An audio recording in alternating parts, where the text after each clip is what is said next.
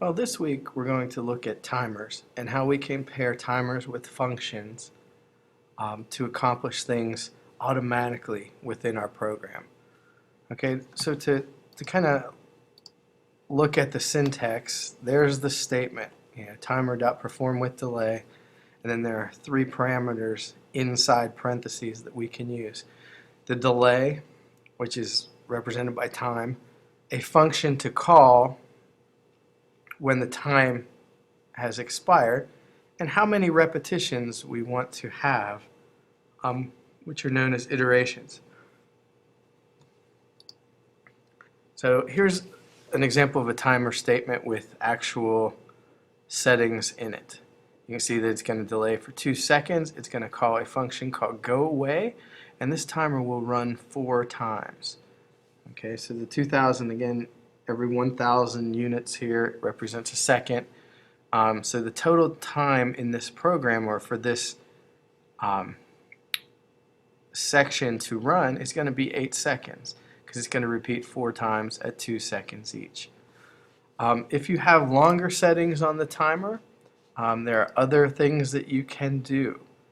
For example, timer.cancel, timer.pause, timer.resume. These can all go under buttons or other interactive elements within your program in order to make these things happen.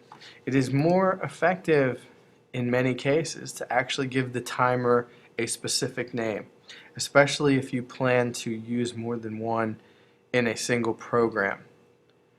In this example, I've named the timer TMR Drive, TMR the 3-letter abbreviation for timer, just so you know which item your variable names have attached to them. Other than that, the right side of the equation there is the exact same type of statement we looked at above. So if I go back to this other slide, here's how it would cancel TMR Drive and pause and resume by using the actual name after I've explained to the computer, right here in that line, what TMR Drive actually is. Okay, and it's very important syntactically and formatting that this line right here be above any call to TMR Drive so that it's loaded first. If you put those cancel buttons or resume buttons somewhere where it's called before the computer knows what that is, it's going to give you an error. Okay, so let's take a look at a similar program to your assignment this week. Here's my simulator screen. I'm using a Nook tablet as my example for right now. Let me reload this and you can see. The letters have a delay to the animation before they come in. Okay, nothing overly dramatic or anything like that, but that was kind of the assignment, that you take these letters from a random spot or a starting point, have them animate across your screen to make the word. Now, different from the transition version of this, where your program loads and they automatically move, we want to set a timer so one letter moves at a time. Okay, and basically what happens is whichever letter you pick to move first, set that timer, and it calls a function to move the second letter, and so on and so on and so on.